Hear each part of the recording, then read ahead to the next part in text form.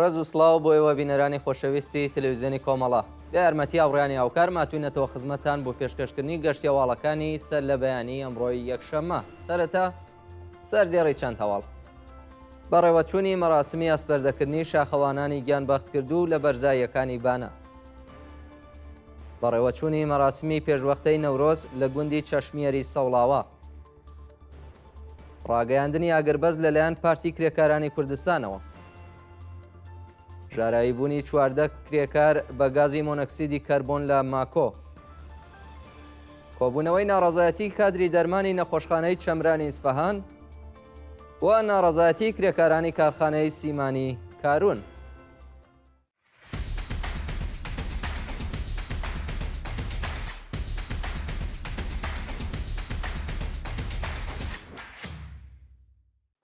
بەڕێوەچوونی مەراسمی ئەسپەردەکردنی شاخەوانانی گیانبەختکردوو لە شاریبانە. ڕۆژی شەمە 11 ڕەشەمەی 1403 هەتاوی مەراسمی ئەسپەردەکردنی تەرمی 6 شاخەوانی گیانبەختکردوو بە بەشداری بەرینی خەڵک بەڕێوەچوو.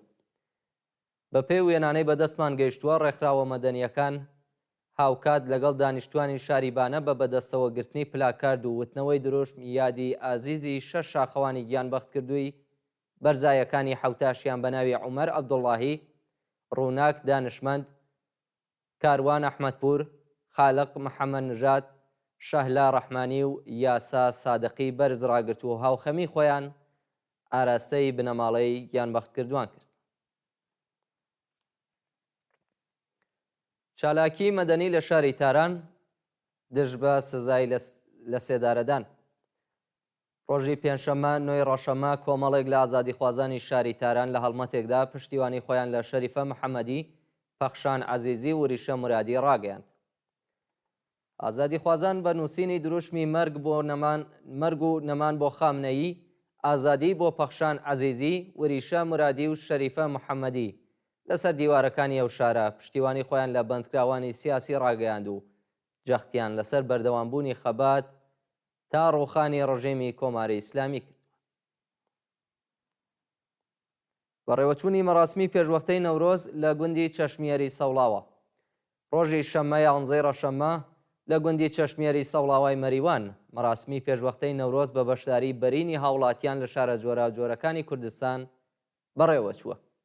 لە مەراسمەکەدا بەشداربووان بە هەڵکردنی مەشخەڵی ئازادی و لەبەرکردنی جلی ڕەنگاوڕەنگی کوردی بە سەما و هەڵپەڕکێ هاتنی بەهاری سەرکەوتنیان پیرۆز کرد. لە ڕۆژانی ڕابردوودا بە بەڕێوەچوونی مەراسمەکانی نەورۆز لە ناوچە جیاوازەکانی کوردستان خەڵکی کورد هێمایەکیان لە یەکگرتووی و یەکدەنگیان نیشانداوە. ناڕوونی چارەنووسی هاوڵاتیەکی کورد لە مەهاباد. ئیدریس محەممەدزادە هاوڵاتی کوردی خەڵکی مەهاباد سەرەڕای تێپەڕبوونی هەفتەیەک بەسەر دەست بەسەرکرانیدا هێشتا چارەنووسی دیار نییە. ناوبراو ڕێکەوتی 4 ڕەشەمەی ئەم ساڵ پاش بانکێشتی بۆ ئیدارەی تڵاعاتی شاری مەهاباد دەست بەسەر و بۆ شوێنێکی نادیار ڕاگەزرا. جێگای ئاماژەیە سەرەڕای تێپەڕبوونی زیاتر لە هەفتەیەک بەسەر دەست بەسەرکرانی و هەروەها بە دوواداچوونی بنەماڵەکەی لە سەردۆخی تەندروستی و شوێنی ڕاگررتنی هیچ زانیاریەک لە بەردەستانیە و ئەو تۆمەتانەی خراونەتە پاڵی نادیارە. ڕاگەیاندنی ئاگربەز لەلایەن پارتی کرێکارانی کوردستان پەکەکەوە. ڕۆژی شەمە 11 ڕەشەمە کۆمیتەی ئیجرایی پەکەکە پارتی کرێکارانی کوردستان لە بەیاننامەیەکدا لە وەڵامی داخوازیەکەی عەبدوڵڵا ئۆجەلان بۆ دانانی چەک و هەروەها هەڵوەشاندنەوەی حیزبە ئاگربەستی ڕاگەیاند.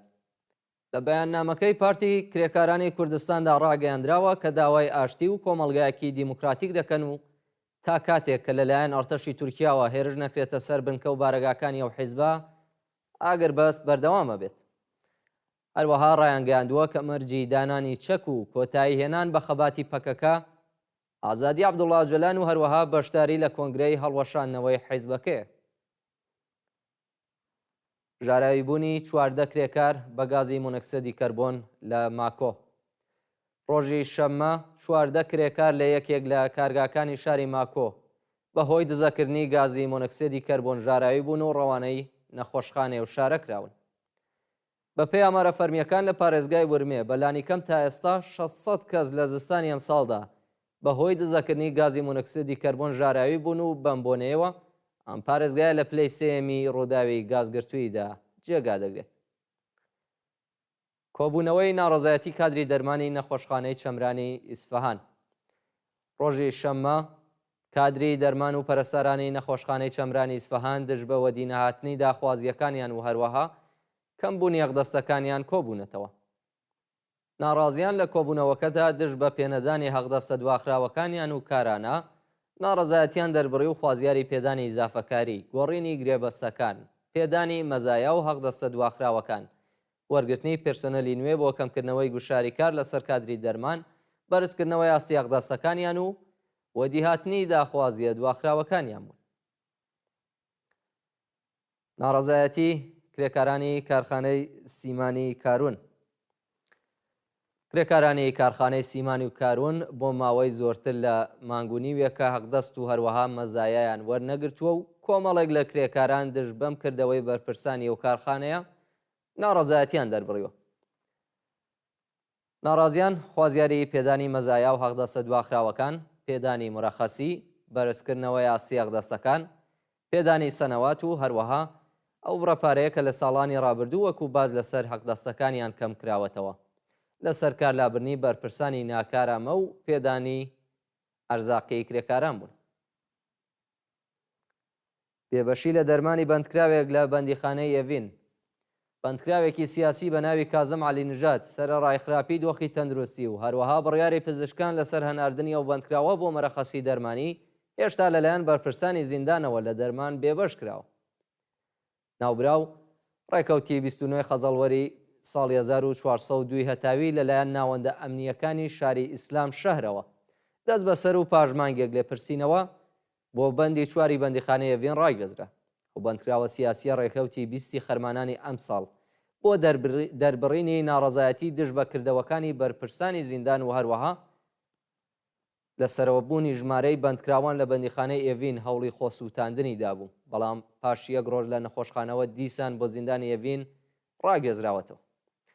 بەپێی هەواڵەکان 3 خامکیە و بەندکراوە بەهۆی نەخۆشیەوە پێویستە ببڕێتەوە و تووشی نەخۆشی شەکرە بووە، بەڵام سەرەڕای تێپەڕبوونی 4 مانگ بەسەر ڕاگەندراوی پزیشک لەسەر دۆخی خراپی تەندروستی و بەندکراوە هێشتا لە دەرمان بێبەش کراوە و مرەخەسی دەرمانیشی پێنەدراوە.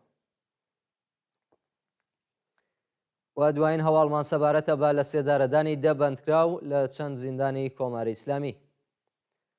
ڕۆژی شەممە 10 بەندکراو لە زیندانەکانی وەکیلابادی مەشات، عێراق، کەرەج و ئێسفەراینی خوراسان بە تۆمەتی پەیوەندیدار بە ماددە هۆشبەرەکان و کوشتنی بانقەس لە سێدارە دراون.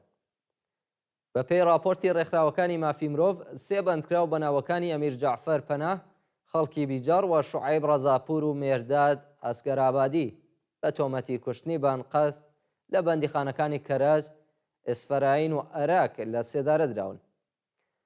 جێگای ئاماژەیە حکمی لە سێدارەدانی شوعیب ڕەزاپور بە وەحشیانەترین شێوە و لە بەرچاوی گشتیدا بەڕێوە چووە.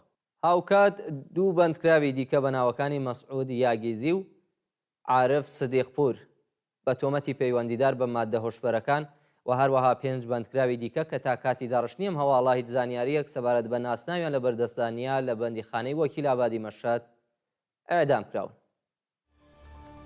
بینەرانی خۆشەویست، گەشتی هەواڵەکانی ئەمڕۆتان پێشکەش کرا. کات و ساتێکی خۆش بۆ هەموو لایەکان.